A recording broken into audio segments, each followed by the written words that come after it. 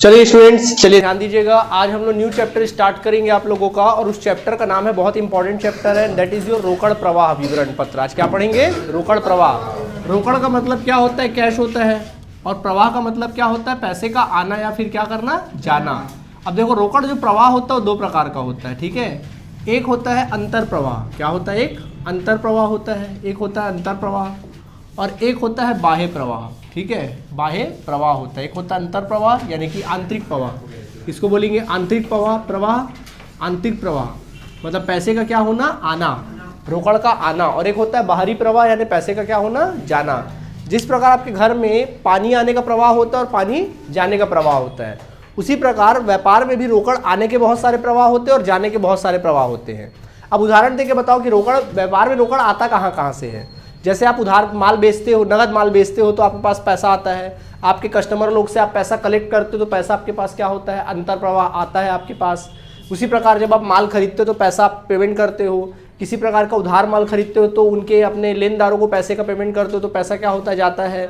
वर्करों को सैलरी वगैरह, वेतन, मजदूरी वगैरह पे करते हो। बिजली बिल, पानी बिल का भुगतान करते हो, इससे पैसा क्या होता है, जाता है। वैसी कोई स्थायी संपत्तियों को बेचते हो तो पैसा आता है। स्थायी संपत्तियों को खरीदते हो तो पैसा क्या होता है, जाता है। किराया देते हो तो पैसा जाता है, किराया मिलता है तो पैसा क्या होता है, आता है। उसी प्रकार अंशों का निर्गमन करते हो तो पैसा आता है। अंशों का शोधन करते हो तो पैसा, ऋण पत्रों का निर्गमन करते हो तो पैसा, और ऋण पत्रों का शोधन करते हो तो पैसा जाता है। ऋण पत्रों पर लाभांश का भुगतान करते तो पैसा आता है, जाता है। भाई लाभांश समझते हो? लाभ में लाभांश समझते हो कि नहीं समझते हो? नहीं समझते लाभांश का मतलब? लाभांश का मतलब क्या होता है? जैसे हमने किसी कंपनी का अंश खरीदा 100 रुपए का, आपने क्या किया, किसी कंपनी का अंश खरीदा 100 रुपए का। अब आप अंश खरीद लिए 100 रुपए का। अब कंपनी क्या करेगी, उस 100 रुपए से व्यापार करेगी। अब कंपनी ने व्यापार किया और उस व्यापार में 20 रुपये लाभ कमाया। क्या कमाया? लाभ कमाया 20 रुपये। क्या वो लाभ आपको देगी? नहीं, लाभ नहीं देगी, बल्कि आपके अंश में ही क्या कर देगी, जोड़कर फिर से व्यापार में लगा देगी। आपके अंश का कीमत कितना हो जाएगा? 120। कंपनी कभी कभी क्या करती है, अब जैसे 120 कमाया कंपनी ने, तो कंपनी कभी कभी क्या करती है, पूरा 120 रुपये अपने पास नहीं रखती। उसमें से मान लीजिए 5 रुपये आपको क्या कर दिया, भुगतान कर दिया। कंपनी ने 115 रुपये व्यापार में लगा दिया, तो कितना भुगतान किया आपको? तो इसको बोलते हैं लाभांश। क्या कहते हैं इसी को? ये जो 5 रुपये दिया इसी को कहते हैं लाभांश। मतलब लाभ का वह हिस्सा, कंपनी के व्यापार के लाभ का वह हिस्सा जो अपने अंशधारियों में वितरण करती है कंपनी, उसी को अपन क्या कहते हैं, लाभांश कहते हैं। आया बात समझ में? तो लाभांश भुगतान करने पे पैसा क्या होता है, जाता है। तो प्रवाह, रोकड़ के बहुत सारे प्रवाह होते हैं। आई बात समझ में? तो इसी तरह से कैटेगरी, रोकड़ के प्रवाह को अलग अलग कैटेगरी में डिवाइड किया गया है, ठीक है। सबसे पहला तो रोकड़ के प्रवाह की अगर बात करें व्यापारिक क्रियाओं के आधार पर, तो रोकड़ के प्रवाह की 3 क्रियाएं होती है। सबसे पहला क्रिया होता है परिचालन क्रियाओं से। पहला होता है परिचालन क्रियाओं से रोकड़ प्रवाह। पहला होता है परिचालन क्रियाओं से रोकड़ प्रवाह। देखो, परिचालन क्रिया की जब भी बात आएगी तो व्यापार का संचालन आएगा। आपके दिमाग में क्या आएगा? व्यापार का संचालन आएगा। व्यापार का संचालन का मतलब क्या होता है? तो देखो, व्यापार का संचालन का सीधा सीधा हिसाब किताब है। जैसे कि व्यापार का आप माल का विक्रय करोगे तो पैसा क्या होगा, आएगा। किसी प्रकार का व्यापार के क्षेत्र में आपको कमीशन मिलता है तो पैसा क्या होता है, आपके पास आएगा।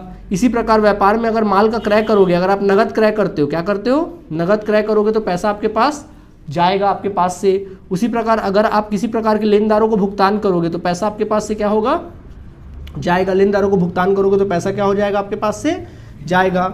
इसी प्रकार जब आप क्या करते हो, लेनदारों को भुगतान करते हो या फिर किसी प्रकार के व्यापारिक व्ययों का भुगतान करते हो, जैसे व्यापार के व्यय का भुगतान करते हो, जैसे कि आप कमीशन देते हो या किसी प्रकार का वेतन देते हो, मजदूरी देते हो, भाड़ा वगैरह पे करते हो, तो इसमें पैसा जाता है। यानी कुल मिला के जब भी परिचालन क्रियाओं की बात आएगी तो परिचालन में दिमाग में क्या आएगा, व्यापार को चलाने से जो प्रवाह होता है, व्यापार का संचालन करने से जो प्रवाह होगा, उसी को अपन क्या बोलेंगे, परिचालन क्रियाओं से रोकड़ प्रवाह। तुरंत दिमाग में व्यापार का एक्टिविटी आपके दिमाग में आ जाएगा, जो व्यापार को आप चलाते हो। मेन पैसे का सोर्स कहाँ से होता है, यहीं से आता है। जो माल को विक्रय करते हो, जो रोलिंग होता है, वहीं से तो पैसा आता है आपके पास। ये होता है व्यापारिक के परिचालन क्रियाओं से रोकड़ प्रवाह। व्यापार के 90% पेपर मतलब काफ़ी पैसे जो होते हैं साल भर के, यहीं से आते हैं, ठीक है। इसके बाद बात आती है किसकी, परिचालन के बाद आता है विनियोजन क्रियाओं से रोकड़ प्रवाह। किससे, विनियोजन क्रियाओं, विनियोजन मतलब विनियोग करना, विनियोजन क्रियाओं से रोकड़ प्रवाह, विनियोजन क्रियाओं से रोकड़ प्रवाह। प्रवाह। तो विनियोजन क्रिया, जैसी विनियोजन क्रिया दिमाग में आएगी, आपके दिमाग में कहता है जैसी विनियोजन क्रिया आएगी आपके दिमाग में आएगा स्थायी संपत्तियां। क्या आएगी आपके दिमाग में? स्थायी संपत्तियां आएंगी, भूमि, भवन, प्लांट, मशीनरी वगैरह वगैरह वगैरह। अगर आप इसका विक्रय करोगे, स्थायी संपत्तियों का विक्रय करोगे तो पैसा आएगा, अगर विस्थायी संपत्तियों का क्रय करोगे तो पैसा जाएगा। इसके अलावा अगर आपको लाभांश, अगर आप लाभांश या फिर ब्याज या फिर किराया, अगर आप ये तीनों चीजें प्राप्त करते हो, क्या करते हो, तो ये विनियोजन क्रिया में आ जाएगा। किस में आ जाएगा? विनियोजन क्रिया में। सर ऐसा क्यों? क्योंकि देखो भाई, लाभांश क्यों, आपको लाभांश कब मिलता है? जब आप किसी अन्य कंपनी के अंश खरीद के रखते हो। सही बात है। क्या एक कंपनी दूसरे कंपनी का अंश नहीं खरीद सकती? बिल्कुल खरीद सकती है। तो आप खुद कंपनी रहते हुए आप किसी और कंपनी का अंश खरीद के रख रहे हो अपने पास, तो आपको क्या मिलेगा? लाभांश मिलेगा। तो भाई आपने किसी और कंपनी का अंश क्यों खरीदा? आपका काम है क्या अंश खरीदना? नहीं, आपने विनियोग की नीति से कराया। ये जो आपने किया वो किसकी नीति से किया? विनियोग की नीति से किया। इस वजह से आया, बात समझ में कि नहीं आया? उसके बाद बात आती है ब्याज की। तो ब्याज आपको कब मिलता है? जब आप किसी और कंपनी के ऋण पत्र खरीदते हो या किसी और कंपनी की प्रतिभूतियां खरीदते हो तो आपको ब्याज मिलता है। तो किसी और कंपनी खरीद रहे हो मतलब पैसा विनियोग कर रहे हो आप एक्स्ट्रा इनकम के लिए विनियोग कर रहे हो, तो आपके पास पैसा क्या हो रहा है? आ रहा है। और दूसरा होता है किराया प्राप्त। आपका कोई भूमि, भवन, प्लांट, मशीनरी वगैरह है, आपने उसको किराए पर दे दिया। होता है कई बार व्यापार का बहुत बड़ा हिस्सा है, उसमें एक हिस्से में आप व्यापार कर रहे हो खुद का और एक हिस्से को किराए पर चढ़ा दियो आप, तो पैसा क्या होता है? आपके पास आ रहा है। तो ये होता है विक्रय। ठीक है, किराया प्राप्त हो रहा है। तो किस कैटेगरी में आएगा ये? विनियोजन क्रिया में। अच्छा, यही अगर अपन पेमेंट करते, लाभांश अगर भुगतान करते या ब्याज भुगतान करते, तो फिर किस में आ जाता है? ये वित्तीय क्रिया में आ जाती। बताएंगे इसके बारे में। किराया अगर भुगतान करोगे तो बताओ, अगर किराया भुगतान करते तो फिर किस क्रिया में आएगी ये? किराया प्राप्त कर रहे हो तो विनियोजन में आ गया, किराया भुगतान करोगे तो ठीक, बिल्कुल सही, परिचालन क्रिया में। बोल सकते हैं आप किस क्रिया में? मौन रहा था आज, क्या हो गया? मौन रहा था, सुने ही नहीं भाई आवाज हम तो। ठीक, कौन सी क्रिया में आएगा? हाँ, परिचालन क्रिया में आ जाएगा। समझ आया कि नहीं आप लोगों को? ठीक, इसके बाद देखिए फिर अगला होता है नंबर 3। तो क्या सीखा तुम लोगों ने? पहला क्या सीखा बोलो? परिचालन क्रिया की बात आएगी तो दिमाग में क्या आएगा? व्यापार का संचालन। विनियोजन क्रिया की बात आएगी तुरंत दिमाग में आएगा स्थायी संपत्तियां। कल सिखाए थे ना आप लोग को स्थायी संपत्तियां। क्या आएगा दिमाग में? स्थायी संपत्तियां। और अगला होता है वित्तीय क्रियाओं से। किस क्रियाओं से? वित्तीय क्रियाओं से रोकड़ प्रवाह। वित्तीय क्रियाओं से रोकड़ प्रवाह। वित्तीय क्रिया, जैसी वित्तीय क्रिया की बात आएगी, वित्तीय क्रियाओं से रोकड़ प्रवाह, जैसी वित्तीय क्रिया की बात आएगी बॉस, दिमाग में आएगा स्थायी दायित्व। जितने भी स्थायी दायित्व थे ना, याद है? जितने भी स्थायी दायित्व थे वो दिमाग में आ जाएगा। क्या आ जाएगा? स्थायी दायित्व वाले पोर्शन आपके दिमाग में आ जाएंगे। जैसे कि क्या क्या? जैसे कि मान लीजिए अंश पूंजी या फिर ऋणपत्रों का निर्गमन। अगर अंश पूंजी और ऋणपत्रों का निर्गमन करोगे तो पैसा आएगा कि जाएगा? सर आएगा। उसी प्रकार अंश पूंजी या फिर ऋणपत्रों का शोधन करोगे तो पैसा आएगा कि जाएगा। इसी प्रकार अगर आप बैंक से या फिर अन्य ऋण लोगे, क्या लोगे? बैंक से या फिर अन्य ऋण लोगे तो पैसा क्या होगा? आएगा। और इसी ऋण का भुगतान करोगे, ऋण का क्या करोगे? भुगतान करोगे। ऋण का अगर आप भुगतान करते हो तो पैसा क्या होता है? जाता है। सही बात है कि नहीं है? इसी प्रकार अगर आप किसी प्रकार का बैंक अधिविकर्ष में वृद्धि हो रही है, यदि आपके व्यापार के बैंक अधिविकर्ष में वृद्धि होती है, तो पैसा क्या होता है? आता है। और बैंक अधिविकर्ष में कमी होती है, अधिविकर्ष में कमी होती है तो पैसा क्या होता है? जाता है। ऐसे होता है बैंक अधिविकर्ष में। बैंक अधिविकर्ष एक तरह का ऋण की तरह मान के चल लो, ठीक है? तो पैसा क्या होता है? जाता है। ठीक, इसके अलावा अगर आप लाभांश का भुगतान करते हो, क्या बोल रहा हूं मैं? लाभांश या फिर ब्याज का भुगतान करोगे तो पैसा क्या होगा? जाएगा। ये इसी कैटेगरी में आएगा। सर कैसे? देखो भाई, लाभांश किस पे भुगतान करोगे? आप अपनी कंपनी का अंश निर्गमित किए हो तो आप लाभांश का क्या करोगे? भुगतान। आप अपनी कंपनी का ऋण पत्र निर्गमित किए हो तो भी क्या करोगे? भुगतान करोगे। तो पैसा भुगतान करोगे तो पैसा क्या होगा? जाएगा। नहीं आया समझ में? ठीक, इसी तरीके से लाभांश का भुगतान हो गया। इसी तरीके से आप अगर चलिए लाभांश और ब्याज, हाँ मेन चीजें तो हो गई है, ठीक है? तो इस प्रकार से पैसा क्या होगा? आपके पास से जाएगा। यहाँ पे माल का विक्रय करोगे पैसा आएगा, मिलेगा तो पैसा आएगा, नगद करोगे, नगद भुगतान करोगे पैसा जाएगा। नहीं, बिल्कुल नहीं, सामान्य संचय वगैरह इस कैटेगरी में नहीं आएंगी, बिल्कुल नहीं। फिर भी इसको वित्तीय क्रिया में रखेंगे। फिलहाल कुछ चीज़ें एक्सेप्शन है, अपवाद में भी आएंगी कुछ चीज़ें। समझ में आ गया कि नहीं आ गया? कोई परेशानी यहाँ तक है? नहीं है? पक्का? ठीक। तो हाँ, नहीं वो नहीं आएगा, वो संचय ना भाई, हमारे पास से पैसा है और जाना कहाँ हमारे जेब में, वो तो भाई पैसा जो रेगुलरली आपके पास पैसा आ रहा है और पैसा जा रहा है उसकी बात करेंगे। संचय में तो ऐसा होता है कि हम खुद अपना पैसे को डालते हैं वहाँ पे, तो खर्चे की तरह हो जाता है वो, मतलब रोज हो रहा है या फिर वो तो परिचालन क्रिया में आ गई। और सामान्य संचय और संचय की अगर आप बात कर रहे हो तो वो पैसा तो आप जमा करते हो, तो भैया वो तो हो गया, एक जेब से निकाल के दूसरे जेब में डाल दे रहे हो। रोकड़ का कहाँ प्रवाह हुआ उसमें? रोकड़ का प्रवाह हुआ क्या उसमें? नहीं। तो रोकड़ का प्रवाह जहाँ होगा, जहाँ आपको लगे कि बाहर से पैसा आया और बाहर पैसा गया, उसको बोलेंगे। व्यापार के अंदर ही पैसा है तो फिर वो थोड़ी ना रोकड़ प्रवाह कहलाएगा। समझ में आ गया कि नहीं आ गया? फिलहाल इतना नोट करिए, फिर आगे बात करते हैं। चलिए देखिए, अब हम रोकड़ प्रवाह विवरण पत्र का प्रारूप देखेंगे। आप सभी, सबका ध्यान बोर्ड की तरफ। देखिए, रोकड़ प्रवाह विवरण पत्र का प्रारूप कुछ इस प्रकार बनता है। इधर लिखना पड़ेगा रोकड़ प्रवाह विवरण पत्र, पहले तो लिखना पड़ेगा रोकड़ प्रवाह विवरण पत्र, और यहाँ लिखना पड़ेगा 31 मार्च जो भी वर्ष होगा उस वर्ष को समाप्त वर्ष हेतु, क्योंकि ये साल के अंत में बनाया जाता है। कब बनाया जाता है? हमेशा साल के अंत में बनाया जाता है।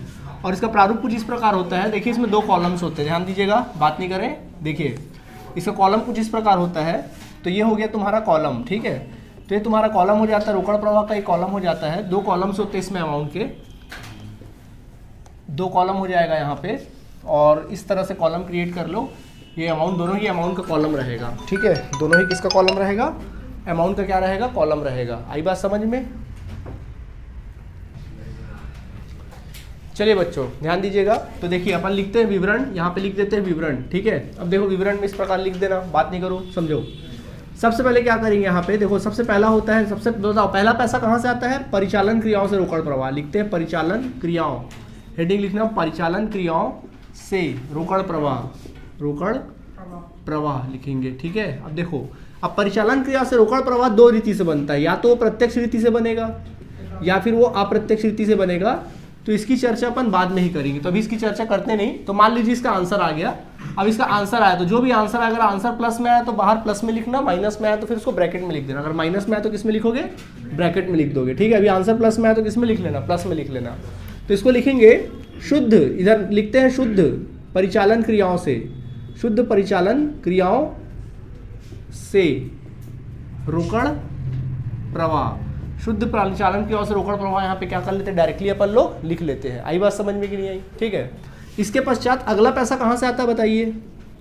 विनियोजन क्रिया से रोकड़ प्रवाह, विनियोजन क्रियाओं से रोकड़ प्रवाह।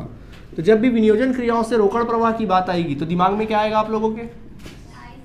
स्थायी संपत्ति आएगा। तो देखिए, अगर आप स्थायी संपत्तियों को विक्रय करोगे तो पैसा आएगा कि जाएगा? स्थायी संपत्तियों का विक्रय, अगर आप स्थायी संपत्तियों का विक्रय करते हो तो पैसा आपके व्यापार में क्या होगा? आएगा तो प्लस के फॉर्म में लिखना। इसी प्रकार किसी प्रकार के विनियोग का, अगर आप किसी प्रकार के विनियोग का विक्रय करोगे तो भी पैसा क्या होगा? आपके पास आएगा।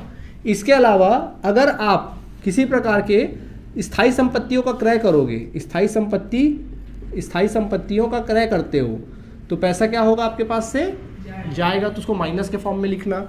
और इसी प्रकार किसी प्रकार के विनियोग का अगर आप क्रय करोगे, विनियोग का क्रय करते हो तो पैसा क्या होगा? जाएगा, ठीक है। तो ये माइनस के फॉर्म में। इसके अलावा अगर व्यापार के क्षेत्र में किसी प्रकार का आपको लाभांश, अगर लाभांश या फिर ब्याज या फिर किसी प्रकार का किराया, ये तीनों चीज़ें अगर आपको प्राप्त होती होंगी तो भैया फिर किस में आ जाएगा? विनियोजन क्रियाओं में आ जाएगा। किस में आ जाएगा? विनियोजन क्रियाओं में आ जाएगा, प्लस के फॉर्म में आ जाएगा, ठीक। इसके अलावा और कुछ यहाँ नहीं आता है, ठीक है। इन सब को क्या कर देते हैं? जो प्लस में है प्लस कर देना, जो माइनस में माइनस कर देना और बाहर निकाल देना आंसर प्लस में, ठीक है। जो आएगा उसको लिखना शुद्ध, क्या लिखना? शुद्ध विनियोजन क्रियाओं से, शुद्ध विनियोजन क्रियाओं से रोकड़ प्रवाह। शुद्ध विनियोजन क्रियाओं से क्या लिखेंगे? रोकड़ प्रवाह। आया बात समझ में कि नहीं आया? क्लियर। इसके पश्चात अब नंबर 3 आता है। तो नंबर 3 क्या आ जाता है?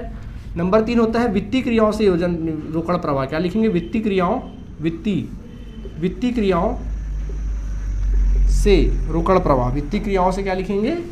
रोकड़ प्रवाह लिखेंगे। तो वित्तीय क्रियाओं में जैसी बात आएगी दिमाग में क्या आएगा? बोलो। स्थायी दायित्व। अगर आप अंश पूंजी का, अगर आप किसी प्रकार के अंश पूंजी या फिर ऋण पत्रों का, अंश पूंजी या फिर ऋण पत्रों का निर्गमन करोगे तो पैसा क्या होगा? आएगा। तो उस स्टेटमेंट के निर्गमन में डाल देना।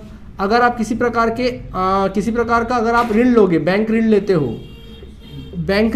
यानी बैंक ऋण में आपकी बढ़ोतरी होती है, बैंक ऋण में क्या होती है, बैंक ऋण में बढ़ोतरी होती है, वृद्धि होती है, तो पैसा क्या होगा आपके पास से आएगा। इसी प्रकार अगर आप किसी प्रकार के अंश पूंजी या फिर ऋण पत्रों का शोधन करोगे तो पैसा आएगा कि जाएगा, तो पैसा क्या होगा, जाएगा। इसी प्रकार अगर आप बैंक ऋण का भुगतान करते हो, बैंक ऋण का क्या करते हो, भुगतान करोगे, तो पैसा क्या होगा आपके पास से, जाएगा। ठीक है। इसी तरह से अगर आप किसी प्रकार का लाभांश दोगे या फिर आप किसी प्रकार का ब्याज करोगे, ब्याज का इन दोनों चीज़ों का क्या करोगे, भुगतान करोगे, तो पैसा आपके पास से क्या हो जाएगा, चला जाएगा। आई बात समझ में। इसके अलावा अच्छे से याद रखना, ये थोड़ा अपवाद चीज़ है। अगर आपके बैंक अधिविकर्ष में वृद्धि हुई है, अगर बैंक अधिविकर्ष में वृद्धि हुई है तो इसी कैटेगरी में आएगा, बैंक अधिविकर्ष में वृद्धि। तो अगर बैंक अधिविकर्ष में वृद्धि हुई तो इस कैटेगरी में आ जाएगा। और अगर बैंक अधिविकर्ष में कमी हुई है, बैंक अधिविकर्ष में कमी अगर कमी हुई तो भी इसी कैटेगरी में क्या हो जाएगा, आ जाएगा। आया बात समझ में कि नहीं आया? ठीक है। कमी हुई तो माइनस के फॉर्म में लिख लेना, फाइनल आंसर निकाल देना। ठीक, तो ये फाइनल आंसर आ जाएगा। इसको क्या बोलेंगे, शुद्ध वित्तीय क्रियाओं से रोकड़ प्रवाह। वित्तीय क्रियाओं से क्या लिख देना, रोकड़ प्रवाह लिख देना। समझ में आ गया कि नहीं आ गया? अब देखिए मेरे पास नीचे थोड़ा जगह कम है करके मैं इसी को आगे कंटिन्यू करूंगा इधर। ठीक है, तो इसी बात को मैं नीचे इधर कंटिन्यू करता हूँ। देखिए कॉलम आपका 2 कॉलम है। ठीक है, तो देखो 3 चीज़ों का आपने प्लस किया, प्लस माइनस प्लस जो भी है, प्लस प्लस प्लस कर लिया। परिचालन, विनियोजन और वित्तीय, ये तीनों चीज़ों को क्या कर लिए, प्लस कर लिए। जब प्लस करें तो आंसर यहाँ पे आएगा, फाइनल आंसर आ जाएगा। ठीक है, अगर फाइनल आंसर प्लस में आता है तो वृद्धि, रोकड़ में वृद्धि, और माइनस में आता है तो कमी। तो अगर माइनस, देखो अगर प्लस में आया तो लिखना शुद्ध, प्लस में आया तो क्या लिखना, शुद्ध। यहाँ पे लिखना पड़ेगा शुद्ध रोकड़, ऐसा लिखना पड़ेगा। रोकड़ में शुद्ध वृद्धि लिखना पड़ेगा। रोकड़ में शुद्ध वृद्धि, रोकड़ में शुद्ध वृद्धि या फिर रोकड़ में शुद्ध कमी लिखना पड़ेगा। आया बात समझ में कि नहीं आया? रोकड़ में कमी। अब आप क्या करोगे, इसमें प्लस कर दोगे रोकड़ का प्रारंभिक रोकड़ यानी कि प्लस बैंक, प्रारंभिक रोकड़ प्लस बैंक। जो आपका प्रारंभिक रोकड़ और बैंक नहीं रहेगा उसको क्या कर देना, जोड़ देना। जो भी प्रारंभिक रोकड़ और बैंक रहेगा उसको क्या कर दोगे, जोड़ दोगे। जैसे ही जोड़ोगे उसको जोड़ोगे तो जैसे तुम जोड़ोगे ना तो तुम्हारा क्या आ जाएगा पता है, आंसर अंतिम रोकड़, ये आ जाएगा अंतिम रोकड़ प्लस अंतिम बैंक का पैसा आ जाएगा। मतलब ये रहेगा कि आपके क्वेश्चन में ही आपके बुक का आंसर क्या रहेगा, आपके बुक में ही आपके क्वेश्चन का आंसर रहेगा। तो अंतिम रोकड़ सीधा क्या हो जाएगा, यहाँ पे आ जाएगा। आया बात समझ में कि नहीं आया? तो ये आपके सामने क्या है, स्टेटमेंट है। कोई परेशानी नहीं है, नोट करिए फिलहाल। चलिए देखिए, अब हमने आपको छुड़वाया था क्या, आपको छुड़वाया गया था परिचालन क्रियाओं से रोकड़ प्रभाव। अब वो 2 तरीके से निकालते, एक प्रत्यक्ष रीति, दूसरा अप्रत्यक्ष रीति। तो सबसे पहले हम आपको सिखाते हैं प्रत्यक्ष रीति। ठीक है, तो अलग से लिखेंगे परिचालन क्रियाओं से रोकड़ प्रवाह, परिचालन क्रियाओं से रोकड़ प्रवाह। और कौन सी विधि में, प्रत्यक्ष विधि। प्रत्यक्ष विधि मतलब व्यापार को चलाने से जो पैसा आएगा उसके हिसाब से चलेंगे। ठीक है, प्रत्यक्ष रीति से। तो देखो प्रत्यक्ष रीति से कैसे निकालोगे, सबका ध्यान बोर्ड की तरफ देखो, समझो। सबसे पहले कॉलम क्रिएट कर लेना, इस तरह से कॉलम बना लेना। देखो आपके पास पैसा अगर आएगा तो प्लस, गया तो माइनस। तो बोलो व्यापार जब चलाते हो तो पैसा कहाँ से आता है, तो आपके पास सबसे पहला पैसा आता है नगद विक्रय करने से। अगर व्यापार में माल का नगद विक्रय करोगे तो पैसा आपके पास क्या होगा, आएगा। इसके अलावा देनदारों से प्राप्त। अगर आप व्यापार में उधार माल बेचते हो तो देनदारों से क्या करते हो, पैसे वसूल करते हो। तो देनदारों से प्राप्त, जब देनदारों से पैसे वसूल करते हो या फिर क्या करते हो, प्राप्त करते हो, देनदारों से प्राप्त। ठीक है, देनदारों से प्राप्त करते हो या वसूली करते हो तो पैसा आपके पास क्या होता है, आता है। और कहीं से पैसा आपके पास नहीं आएगा। इस प्रकार से पैसा आ गया। अब इसमें से आप घटाना चालू करोगे, जहाँ जहाँ आप पैसा देते हो। तो कहाँ कहाँ पैसा देते हो, जैसे अगर आप व्यापार में नगद माल क्रय करोगे तो पैसा क्या करोगे, नगद माल का क्रय पैसा दोगे। ठीक है, इसके अलावा माइनस इनर कॉलम में लिखना। ठीक है, इसको इनर कॉलम में लिख लेना, इसको लोगे।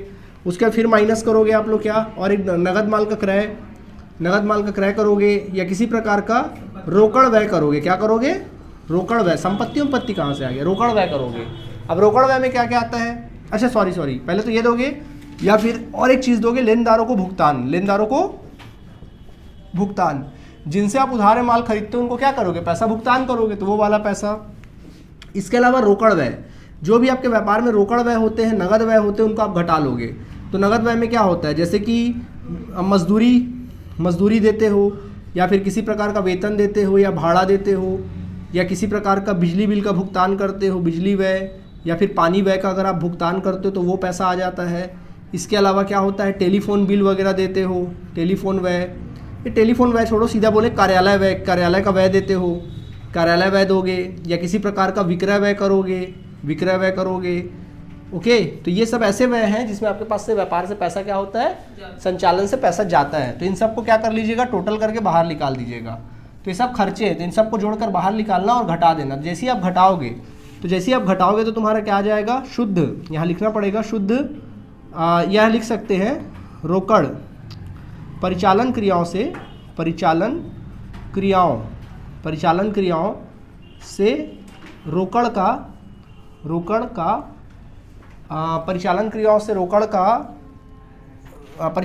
रोकड़ आगमन लिख लेना, रोकड़ आगम, ठीक है, परिचालन क्रियाओं से रोकड़ आगम, ये आ गया आपके पास परिणाम, परिचालन क्रियाओं से क्या, रोकड़ आगम।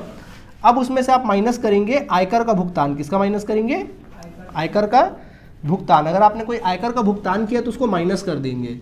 जैसे ही आप माइनस करोगे तो जो आंसर आएगा वो तुम्हारा कहलाएगा शुद्ध परिचालन क्रियाओं से रोकड़ प्रवाह। ये आपकी प्रत्यक्ष रीति थी। आई बात समझ में कि नहीं आई, ठीक है, ओके। बाकी मेन ज़्यादातर जो क्वेश्चन आता है वो प्रत्यक्ष से बहुत कम आता है, 10% क्वेश्चन आता है। 90% जो क्वेश्चन आता है कौन सी रीति से आता है, अप्रत्यक्ष से, जो अपन कल के क्लास में सीखेंगे। चलेगा, ठीक है, थैंक यू। कुछ पूछना तो नहीं है।